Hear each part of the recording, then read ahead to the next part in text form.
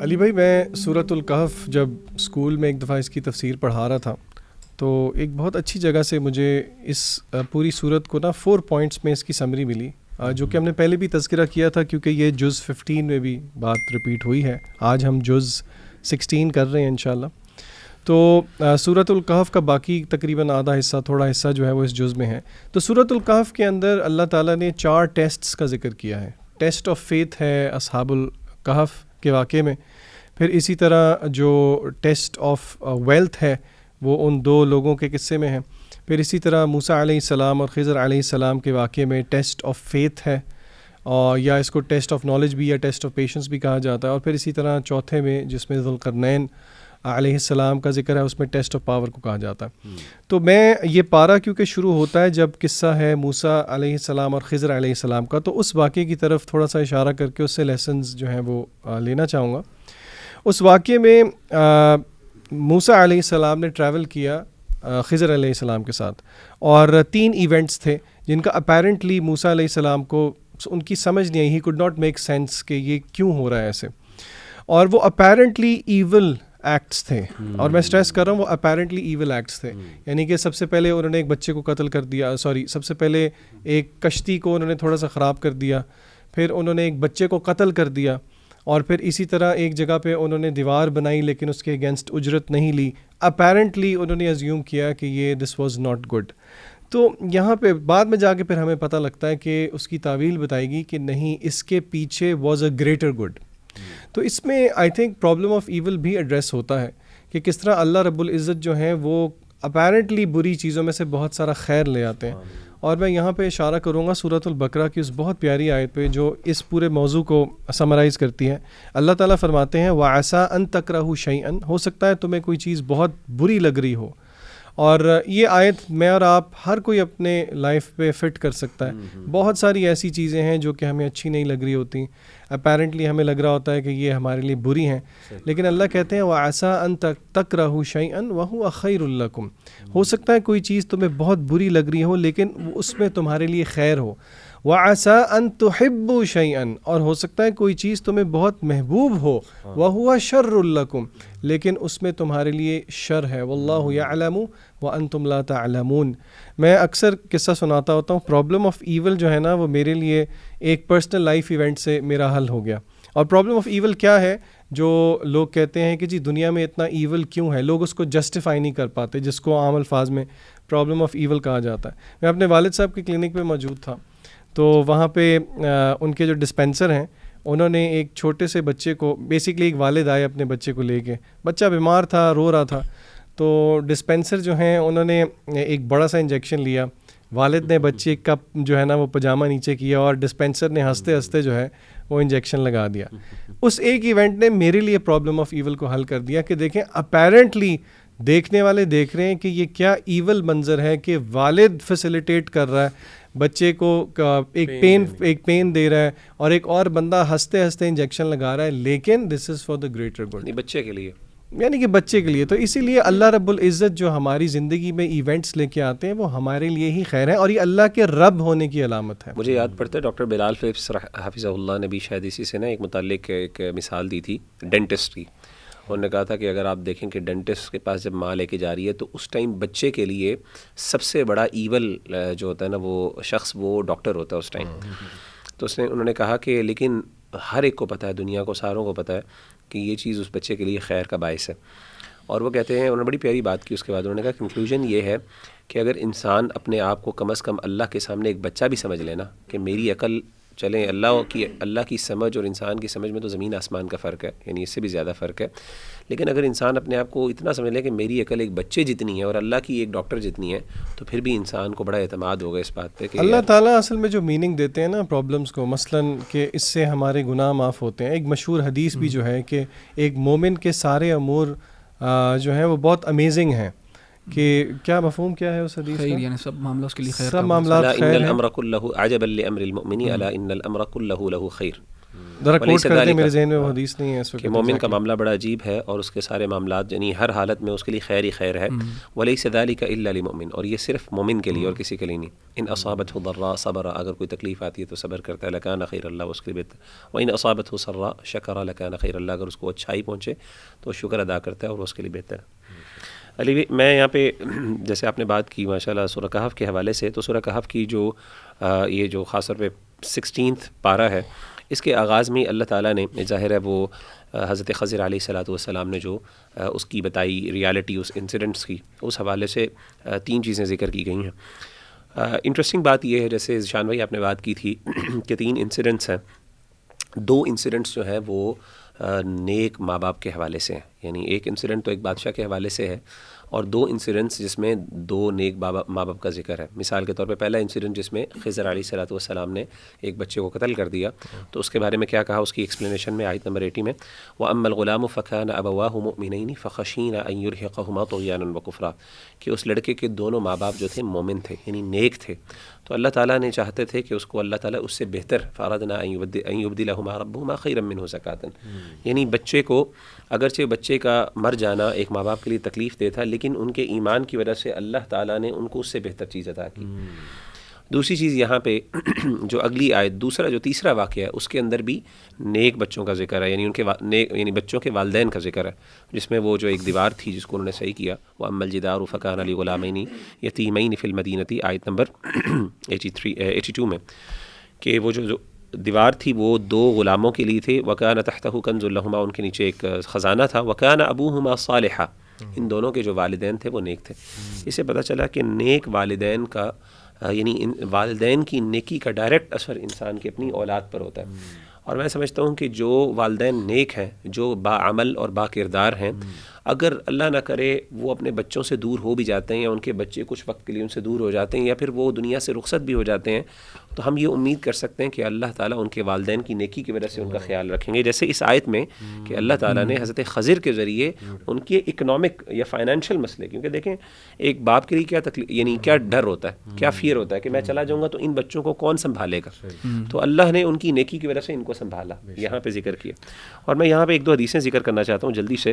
اس آیت میں وَكَانَ أَبُوهُمَا صَالِحًا، اس کے حوالے سے عبداللہ بن مسعود رضی اللہ تعالیٰ عنہ کا ایک قول ہے، یعنی ان کے بارے میں ذکر کیا جاتا ہے، مفسرین بیان کرتے ہیں کہ سیدنا عبداللہ بن مسعود جب رات کو قیام کرتے تھے تو اپنے بچہ ساتھ لیٹا سو رہا ہوتا تھا، اور آپ تھک جاتے تھے، تو تھکنے کے بعد جب آپ بیٹھنے لگتے آرام کرتے تو اپنے بچے کو دیکھتے تو آپ پھر دوبارہ کھڑے ہو جاتے اور رونا شروع ہو جاتے اور کہتے من اجلک یا بنی، یہ تیرے لیے میں جو ہے اتنی عبادت کر رہا ہوں. اور آپ پھر یہ آیت پڑھتے تھے روتے ہوئے وَكَانَ أَبُوهُمَا صَالِحًا، یعنی ان ادر ورڈز جب وہ اپنے بچے کو یعنی جب آپ کو اپنے بچوں پر پیار آئے اور آپ کو لگے کہ میرا بچہ اور کل کو اللہ اس کو امام بنائے یا نیکی میں آگے بڑھائے، تو اس کے لیے ضروری ہے کہ آپ خود نیکی کی طرف محنت کریں اور کوشش کریں، اور اس نیت سے کہ اللہ میری نیکی کی وجہ سے ان کو بھی نیک بنائے. اسپیشلی آج کے دور میں نا دیکھیں اتنا زیادہ ڈسٹریکشنز ہیں، پیرنٹس نظر رکھ ہی نہیں سکتے 100%.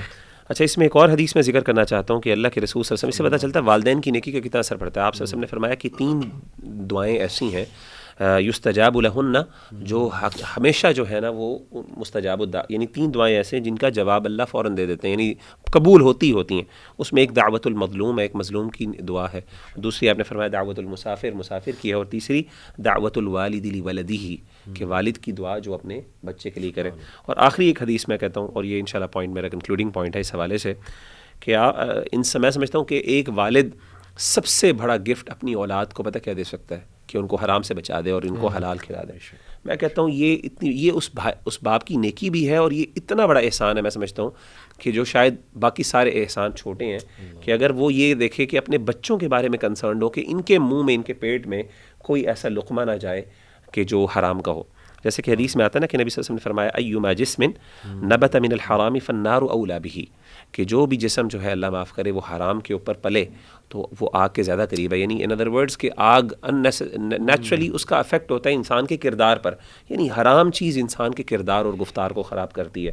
اور میں سمجھتا ہوں یہ والدین کو، یہ اس آیت میں خاص طور پہ والدین کے لیے بہت نصیحت ہے. دیکھیں 2 چیزیں، دونوں میں والدین، اور دونوں میں اللہ تعالیٰ نے والدین کی آس رکھی اور ان کا پاس رکھا. بیوٹیفل، ماشاء اللہ. اچھا کوئکلی اگر آپ لوگ، کیونکہ نا بڑا امپورٹنٹ ایک نقطہ ہے کہ حضرت خضر ایکچولی تھے کون، یہ نا بڑی مسکنسیپشنز ہیں ہماری سوسائٹی میں.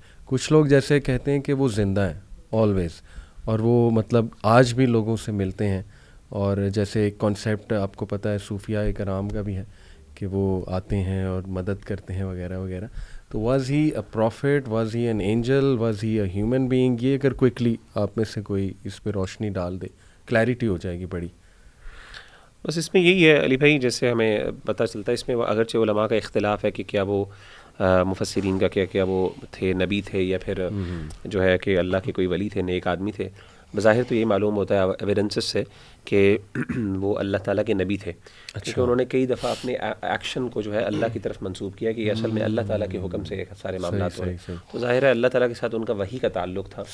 اور یہ بھی یاد رکھنے کی ضرورت ہے کہ سیدنا موسیٰ علیہ الصلوۃ والسلام کو جو اللہ تعالیٰ نے وہاں پہ بھیجا وہ ایک تربیت کے لیے بھیجا گیا تھا، ورنہ سیدنا موسیٰ علیہ الصلوۃ والسلام کا مقام اور مرتبہ میں جو ہے اور وہ بہت فرق ہے، کیونکہ اولو العزم پیغمبر ہے. اگر ہم سیدنا خضر کو پیغمبر مان بھی لیں تو اس کے باوجود سیدنا موسیٰ کا جو مقام اور مرتبہ ہے وہ اللہ کا، وہ ایک خاص ان کا مقام ہے، وہ کلیم اللہ ہے، اللہ تعالیٰ نے ان سے بات کی ہے، یعنی وہ بڑے پیغمبروں میں سے.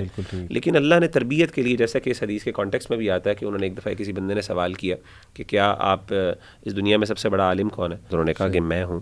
تو اللہ تعالیٰ نے پھر ان کو ان کی اصلاح کے لیے ان کو بھیجا سیدنا خضر کے پاس، اور ان سے کہا کہ آپ نے، میرا ایک بندہ ہے عالم، میرا ایک بندہ ہے جو جس کے پاس جو ہے نا تجھ سے زیادہ علم ہے، جس کو میں نے ایسی چیزیں سکھائی ہیں کہ جو تجھے نہیں علم. تو سیدنا موسیٰ پھر اس لگن سے گئے ان سے سیکھنے کے لیے. تو وہاں پہ ان کی اصل میں اللہ نے تربیت مقصود اور یہ ان کے نبوت کا شروع والا دور تھا موسیٰ علیہ السلام کا. اور اس میں انٹرسٹنگ بات یہ ہے کہ بہت سے لوگ سیدنا خضر کے بارے میں یہ ازیوم کرتے ہیں کہ شاید وہ بھی زندہ ہے، انہوں نے حاب حیات پی ہوئی ہے، ایک پانی ایسا پیا ہوا ہے جو ہمیشہ زندہ رکھنے والا ہے. اس کی کوئی دلیل نہیں ہے، ایویڈنس نہیں ہے اس کا. اور پلس کئی ایسے ایویڈنسز ہیں جس کی وجہ سے اللہ کے رسول صلی اللہ علیہ وسلم نے بیان کیا، جیسے کہ یعنی بہت سے ایسے ایویڈنسز ہیں جس سے پتہ چلتا ہے کہ یہ چیز درست نہیں ہے. تو باقی اگرچہ ہمارے ہاں ایک گروہ ہے جو اس کا تصور کا قائل ہے، لیکن یہ بے بنیاد ہے، یعنی ہائپربولک اسٹیٹمنٹس اینڈ اوپینینز. واللہ اعلم. جزاک اللہ خیر. اس سے پہلے میں آج کے پارس کے ریفلیکشنز پہ آؤں، میں ایک اور ریفلیکشن شیئر کرنا چاہوں گا. میں کل ہی رات کو سوچ رہا تھا کہ دیکھیے اللہ نے اسٹوریز آف پروفٹس مینشن کی ہیں ان دا قرآن. جیسے سورہ مریم میں بھی حضرت مریم، حضرت ابراہیم، حضرت موسیٰ، حضرت اسماعیل، آلدو حضرت مریم از ناٹ اے پروفٹ، لیکن یہ کہ پروفٹس کی اسٹوریز ڈسکس کی ہیں اللہ نے. اور تھرو آؤٹ ہسٹری جو ان کے قوم کے وائسز ہیں نا پروفٹس کے، وہ چینج ہو رہے ہیں. یعنی آپ دیکھیں کسی اب قوم لوط کی بات کی جائے، ہومو سیکشولیٹی یا اسی طرح دیگر جو ہم دیکھیں، لیکن ایک آپ چیز نوٹ کریں کہ جو انبیاء کی مین ٹیچنگز ہیں وہ کانسٹنٹ ہیں. اور وہ کیا ہیں؟ یا قوم اعبدوا اللہ، نمبر 1 کہ اے میری قوم کے لوگوں اللہ کی عبادت کرو، اور دوسرا اکاؤنٹیبلٹی، فکر آخرت. تو آئی تھنک کہ ساری چیزوں کا آپ کہہ لیجئے کہ یہ اتنی زبردست چیز ہے، یعنی اللہ کی عبادت کرنا، اللہ کے قریب ہو جانا، اور فکر آخرت کی ایک فکر جو ہے وہ پیدا ہو جانا. آئی تھنک کہ it can cure every thing. باقی چیزیں تو ہیں ہی، شریعت ہے اور اس میں پنشمنٹس ہیں وغیرہ وغیرہ. تو یہ بڑی زبردست جو ہے نا ایک چیز. میں نے جو ریفلیکشن شیئر کرنی وہ سورہ مریم سے ہے. سورہ مریم میں پہلی ہی چند آیات ہیں، اور یہ دعا کے حوالے سے میں انشاءاللہ آپ کے ساتھ اپنی ریفلیکشن شیئر کرتا ہوں. حضرت زکریا کی دعا بہت ہی مشہور دعا الحمدللہ، اور اس میں جو الفاظ ہیں ان کی دعا کے وہ میں انشاءاللہ آپ کے سامنے رکھنا چاہوں گا. سب سے پہلے اللہ سبحانہ تعالیٰ کہتے ہیں کہ اذ نادا ربہ نداء خفیہ، جب کہ اس نے اپنے رب کو چپ کے پکارا. یعنی اللہ ایکنالج کر رہا ہے کہ اللہ کو چپ کے پکارنا ہے اللہ کو بڑا پسند ہے. یعنی انہوں نے لونلی نیس میں اللہ سبحانہ تعالیٰ کو پکارا اور دل سے پکارا اور کہا قال ربی انی وہن العظم منی واشتعل الرأس شیئبا ولم اکن بدعائک ربی شقیہ. یہ جو ایکچولی ورڈز ہیں نا، ولم اقم بدعائک ربی شقیہ، کہ اے میرے رب میں کبھی تجھ سے دعا مانگ کر نامراد نہیں رہا. دیکھیں پوائنٹ ٹو نوٹ، ایک بندے کی اولاد نہیں ہے اور بڑھاپے کو وہ پہنچ گئے ابھی تک، تو جوانی سے بڑھاپے تک کتنی دعائیں کی ہوں گی اولاد سے، مطلب ملینز میں بھی، ٹھیک ہے اگر ہم اپنے کانٹیکس میں سوچیں. لیکن اس کے باوجود وہ مایوس نہیں ہے. ہم 2 دن دعا نہ پوری ہے، ہم کہتے ہیں لو جی اللہ ہماری دعائیں نہیں پوری کر رہا، ہم دعا کرنا ہی چھوڑ دیتے ہیں. وہ اللہ سے کہہ رہے ہیں کہ اللہ میں تو کبھی مایوس ہی نہیں ہوا آپ سے دعا کر کے. یعنی اس لیول کا اللہ سبحانہ و تعالیٰ کے بارے میں ایزمپشن. اور پھر دیکھیے اس کے آگے اللہ سبحانہ و تعالیٰ نے پھر ان کی دعا سنی، حضرت یحییٰ کی بشارت دی، اور اس کے بعد جب وہ بشارت دی گئی تو ہی واز سرپرائزڈ، یعنی خود ہی دعا کر کے خود ہی سرپرائز ہو گئے ایک اکثر ایسا ہوتا ہے نا, بندہ ایک دعا کرتا ہے اور وہ پوری ہو جاتی ہے تو وہ سرپرائز ہو جاتا ہے کہ یار الحمدللہ اللہ نے دعا سن لی. تو یہ بہت ہی خوبصورت واقعہ ہے, اس میں بڑا ہوپ ہے, لیکن اس میں مین پوائنٹ یہ ہے کہ دعا کے حوالے سے کبھی مایوس نہ ہو, دعا کرتے رہیں, اسپیشلی ایسی چیزوں کی جیسے اولاد کے حوالے سے ہے, ایسی چیزیں جو آپ کے لیے صدقہ جاریہ بنے یا بہت بینیفیشل ہیں ان دس دنیا ان آخرہ. کیونکہ اب کوئی یہ کہہ سکتا ہے کہ میری فلانے سے شادی نہیں ہو رہی تو کیا میں ویٹ کرتی رہوں یا ویٹ کرتا رہوں اور دعا کرتا رہوں, تو وہ تو انسان کو اشارے پھر سمجھ جانے چاہیے اور انسان کو موو فارورڈ کرنا چاہیے, لیکن کچھ چیزیں وہ کبھی بھی دعا نہیں چھوڑنی چاہیے ان چیزوں کی. اور اللہ کے بارے میں حسن ظن کہ میرا رب تو وہ بہت رحمان ہے, بہت رحیم ہے, اور وہ ضرور سن رہا ہے میری دعا اور مجھے بہترین ہی دے گا, اور بس پیچھے پڑ جائے بندہ کہ اللہ مجھے یہ چاہیے آپ سے. علی بھائی آپ کی اسی بات سے نا مجھے اپنا بھی ایک واقعہ یاد آیا دعا کے لحاظ سے, کہ میں نے پہلے بھی مینشن کیا تھا ادھر کہ ہماری جو فرسٹ بورن تھی مریم, اللہ تعالیٰ نے اس کو اپنے پاس بلا لیا تھا. تو اس کے بعد ہمیں بڑی خواہش تھی کہ اللہ تعالیٰ اولاد دے. تو دسمبر 2019 میں نے عمرہ کیا تھا, کووڈ سے بالکل پہلے. اور مجھے یاد ہے جب میں نے کعبہ کو پہلی دفعہ دیکھا, پہلی میری نظر جو پڑی کعبہ کے اوپر, تو میں نے یہی دعا کی اللہ تعالیٰ سے کہ اللہ تعالیٰ نا نیک صالح اور صحت مند اولاد دیں مجھے. اور میں نے اللہ تعالیٰ سے یہی کہا کہ مجھے اولاد انہی کنڈیشنز کے ساتھ چاہیے, یعنی اگر اولاد نیک نہیں ہے, صحت مند نہیں ہے, تو پھر اولاد بھی نہیں ہے, مجھے اولاد بھی نہیں چاہیے, سیدھی سی جو بات ہے. اور ہمیں بھی سب اپنی اولاد کے لیے نا یہی دعا مانگنی چاہیے کہ اللہ تعالیٰ ان کو نیک بھی بنائے, صحت مند بنائے. تو میں نے جو کعبہ پہ میری پہلی نظر پڑی تھی تو میری نا دل سے یہی دعا نکلی. And less than a year after that اللہ سبحانہ وتعالیٰ نے ہمیں بیٹی دی, اور اس کے 11 مہینے بعد اللہ تعالیٰ نے بیٹا بھی دے دیا.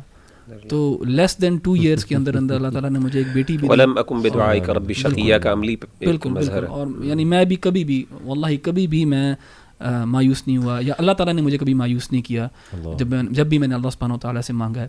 اور اس میں نا ہمیں ایک اور بات بھی یاد رکھنی چاہیے جو رسول اللہ صلی اللہ علیہ وسلم نے بڑا ہمیں واضح طور پہ بتایا, کہ انسان جب بھی دعا کرتا ہے اللہ تعالیٰ سے تو ون ون سچویشن ہوتی ہے. کیونکہ 1 of 3 things happen, ان 3 میں سے ایک چیز ضرور ہوتی ہے. اور یہ تینوں چیزیں ہمیں نا یاد رکھنی چاہیے کہ جب بھی آپ دعا کریں گے نا, ان تینوں میں سے ایک چیز ضرور ہوگی. پہلی چیز یہ ہے کہ ہو سکتا ہے کہ آپ کی زندگی کے اندر وہی جو آپ دعا مانگ رہے ہو وہ اسی طرح قبول کر لی جائے اور آپ کو آپ کے سامنے مینیفیسٹ کر دی جائے وہ دعا.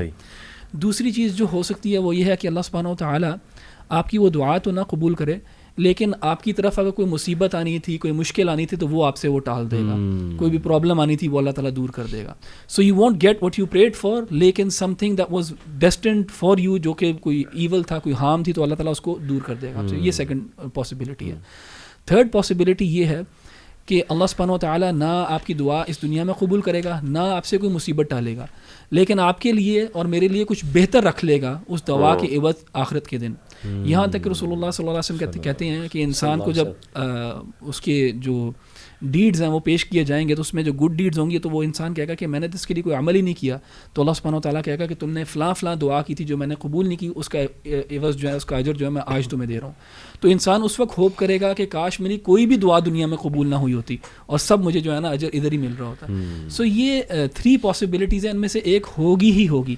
تو اگر یہ یقین ہو نا انسان کو کہ دعا is always a one one situation, تو وہ دعا کثرت سے کرے گا بھی اور مایوسی بھی نہیں ہوگی کہ یہ قبول ہوئی کہ نہیں ہوئی. قبول تو ہوگی قبول کا, مگر قبول کی نوعیت کیا ہے, ان 3 میں سے ایک نوعیت. اور اس میں نا جیسے احمد بھائی علماء نے یہ کہا کہ جو قبولیت ہے نا, جو بظاہر جو قبولیت سے مراد یہ ہے کہ جو ملی, جو مانگا وہ مل گیا, یہ سب سے ہلکا درجہ ہے. سب سے نچلا درجہ کہ آپ نے مانگا آپ کو مل گیا. دوسرا درجہ ہے کہ انسان کو اللہ نے نقصان دور کر دیا.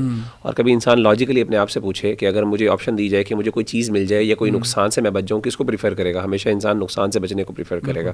اور تیسری چیز آخرت ہے, وہ سب سے بڑا درجہ ہے کہ انسان جب کہے گا کہ کاش میری کوئی دعا قبول ہی نہ ہوتی. بالکل. اچھا, اس میں ایک اور چھوٹی سی میں ریفلیکشن یہ شیئر کرنا چاہ رہا تھا سورہ مریم کے لحاظ سے اور سورۃ الکہف کے لحاظ سے, اور یہ بات ذیشان بھائی نے اور مغیرہ بھائی نے بھی ایک انداز میں کی کہ یہاں پہ نا اللہ سبحانہ وتعالیٰ بھی نا اولاد کبھی کبھار دے کے بھی آزماتا ہے اور لے کے بھی آزماتا ہے. جب یہ خضر علیہ السلام والا جو واقعہ ہے, اس کے اندر اللہ سبحانہ وتعالیٰ نے ان والدین سے اولاد لے کے ان کو آزمایا. ظاہر ان کو تو نہیں پتا تھا نا کہ کس وجہ سے اللہ سبحانہ وتعالیٰ نے اولاد لے لی, لیکن ان کے لیے بہتری تھی اس کے اندر. تو اللہ تعالیٰ میں ایک ٹرسٹ رکھنا کہ یار جو بھی میرے ساتھ ہوا یہ میرے لیے بہتر ہی ہوا ہے, یہ ہونا چاہیے. اور مریم علیہ السلام کو اولاد دے کے آزمایا, اتنی سخت آزمائش تھی کہ ان کو اولاد دی گئی. تو کبھی کبھار اللہ تعالیٰ دے کے آزماتا ہے, کبھی کبھار لے کے آزماتا ہے, اینڈ دونوں کے اندر خیر ہی ہوتی ہے انسان کے لیے. اچھا, دعا کا موضوع چل رہا ہے تو آلدو میں نے آیت دوسری رکھی ہوئی تھی اس پہ بھی میں آتا ہوں, لیکن ابن قیم رحمہ اللہ کی ایک چیز میں نے دعا کے بارے میں پڑھی جو کہ میرے لیے ابھی تک سب سے آ اسٹرک اور سب سے امیزنگ چیز ہے دین کی ساری چیزوں میں, خاص طور پہ یہ دعا کو لے کے. ابن قیم کہتے ہیں کہ دعا بیسکلی بندہ جب کرتا ہے تو کوئی آپ کی حاجت ہوتی ہے, کوئی آپ کی نیڈ ہوتی ہے جو آپ اللہ تعالیٰ سے ہاتھ اٹھا کے مانگتے ہیں اور آپ اللہ تعالیٰ سے مانگتے ہیں. لیکن ابن قیم کہتے ہیں کہ اس طرح ہوا کہ وین آئی آسکڈ اللہ فار اے نیڈ, اللہ نے میرے لیے ایک اس طرح کا دروازہ کھول دیا کہ جو میری نیڈ تھی وہ میں بھول گیا. اور وہ دروازہ کیا تھا؟ The sweetness of dialogue between me and اللہ سبحانہ و تعالیٰ. یعنی کہ ابن قیم کہتے ہیں کہ وہ جو اسٹیٹ تھا of the sweetness of dialogue, اس چیز نے مجھے اس چیز کو ہی بھلا دیا کہ میں نے اللہ تعالیٰ سے کیا چیز مانگنی تھی. سیم چیز ابن تیمیہ نے بھی ذکر کی ہے, سبحان اللہ. تو اس لیے میں سمجھتا ہوں کہ یہ رمضان المبارک ہمارے لیے مہینہ ہے اس چیز کو ٹیسٹ کرنے کا, خاص طور پہ کیونکہ اس مہینے کی مناسبت قرآن کے ساتھ اور دعا کے ساتھ بہت ہے.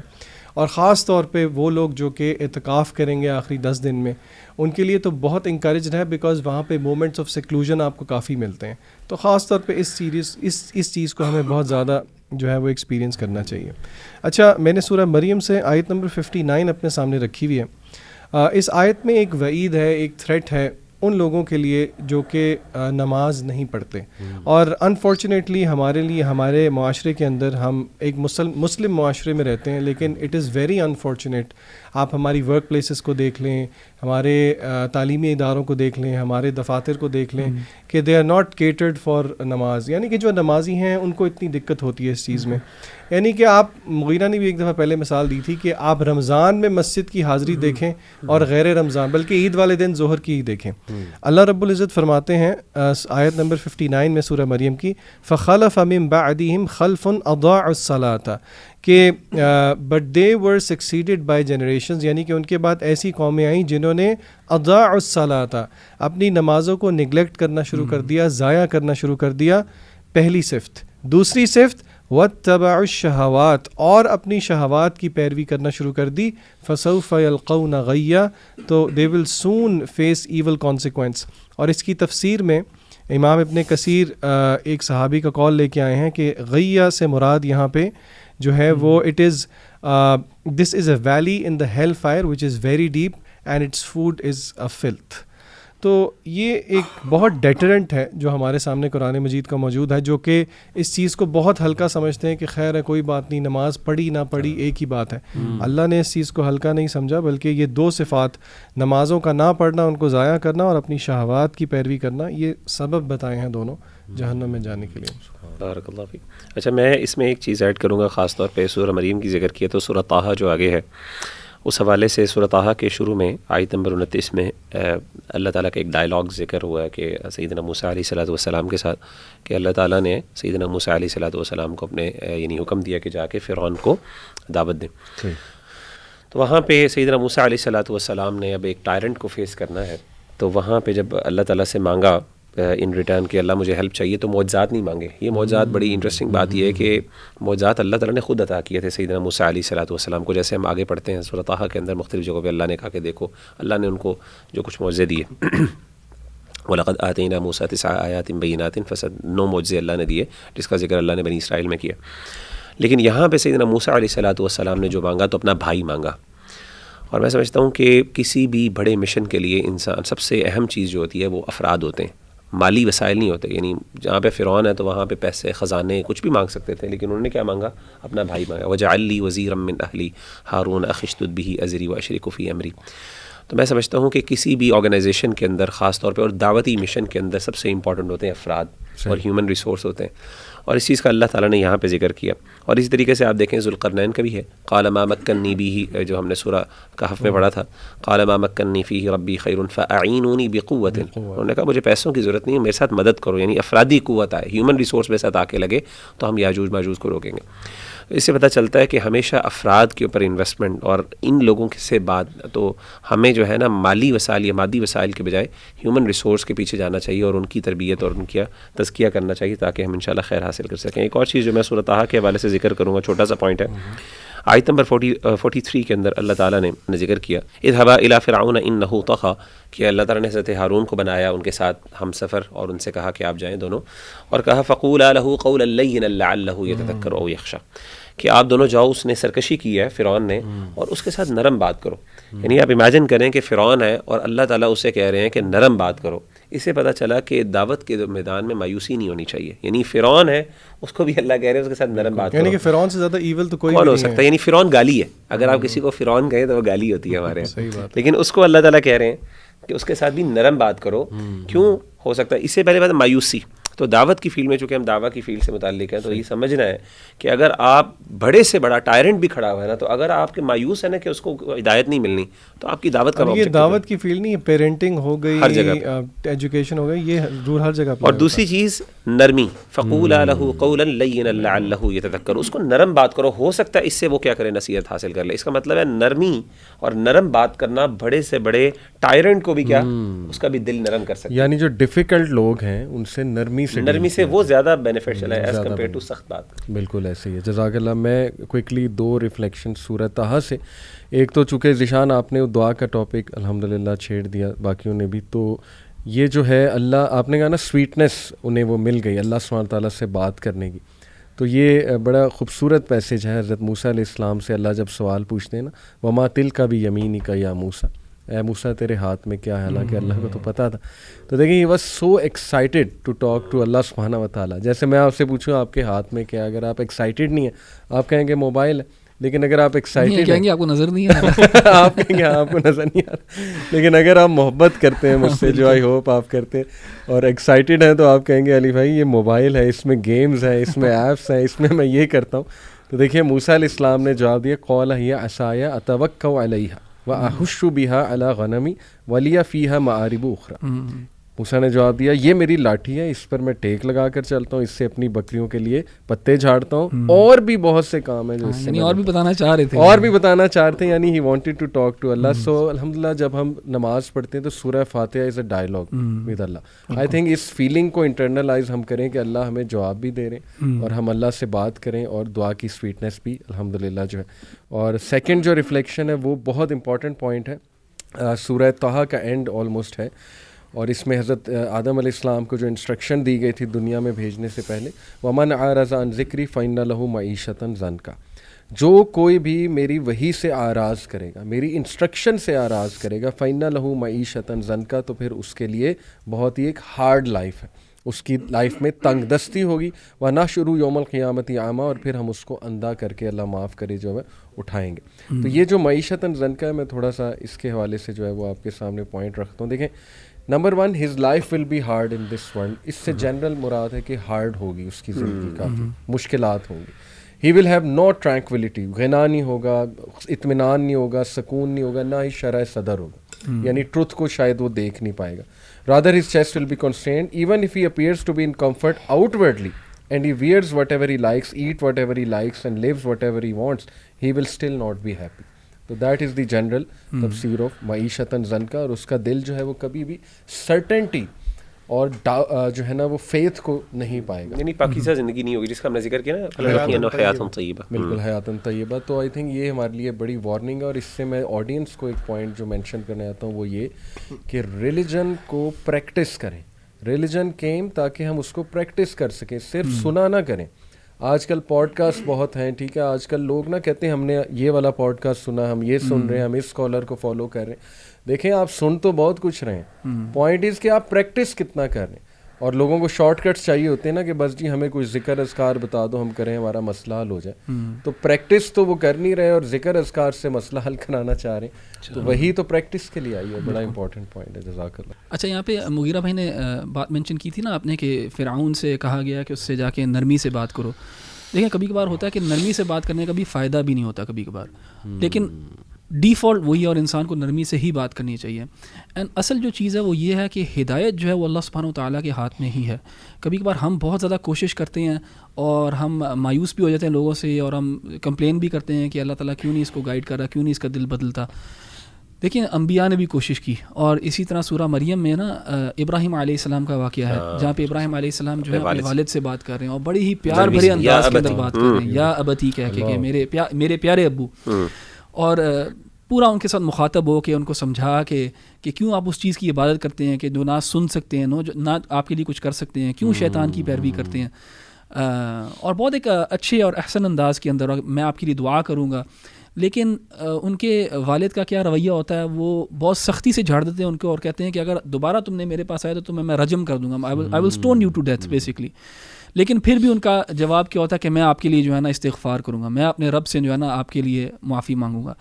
تو ایک تو یہ جذبہ رکھنا لوگوں کے ساتھ خیر خواہی کا، کہ ان کو پیار سے اور جس اچھے انداز کے ساتھ انسان بلا سکے اس طرح بلائے، لیکن یاد رکھے ذہن میں یہی کہ اصل جو چیز ہے نا وہ اللہ تعالیٰ کے ہاتھ میں ہے. اصل جو تبدیلی ہے نا جو انسان کے اندر آتی ہے، اصل جو دل پھیرتا ہے وہ اللہ تعالیٰ ہی پھیرتا ہے.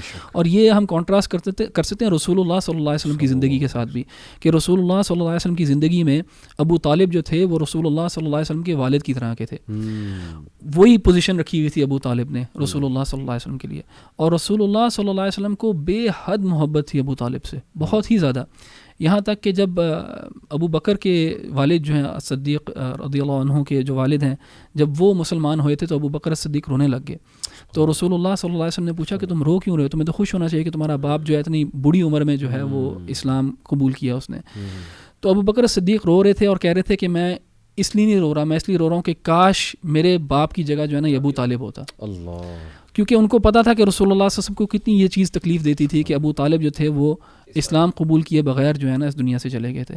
تو یہ جو ہدایت ہے یہ اللہ سبحانہ و تعالیٰ کے ہاتھ میں ہی ہے، اور اسی لیے وہ جو دعا ہے جو رسول اللہ صلی اللہ علیہ وسلم بھی کثرت سے پڑھا کرتے تھے اور ہمیں بھی پڑھنی چاہیے، یا مقلب القلوب ثبت قلبی علی دینک، کہ اللہ تعالیٰ نے اگر آپ کو دین کی طرف ہدایت دی ہے نا تو وہ اللہ تعالیٰ کا فضل ہے آپ کے اوپر، اینڈ یہ کبھی بھی چھن سکتا ہے، کبھی بھی چینج ہو سکتا ہے. تو ہمیشہ اللہ تعالیٰ سے دعا کریں کہ اللہ تعالیٰ ثابت قدم رکھے آپ کو اور آپ کی اور میرے دل کو اپنے دین کے اوپر. آمین آمین. جزاک اللہ. ایک آیت بھی ہے نا، انک لا تہدی من احببت، بالکل، کہ اللہ نے نبی کریم صلی اللہ علیہ وسلم کو یہ کہا کہ آپ جس کو چاہیں وہ ہدایت پہ نہیں لے کے آ سکتے. تو اس سے دعوت میں بھی ہمیں ایک بڑا اصول ملتا ہے کہ آپ یعنی کہ ہم بہت سارے طریقے اختیار کرنے کی کوشش کرتے ہیں، but at the end we stick to our ways, اور دل اللہ تعالیٰ کے ہاتھ میں، ہم اپنا کام کرتے رہیں.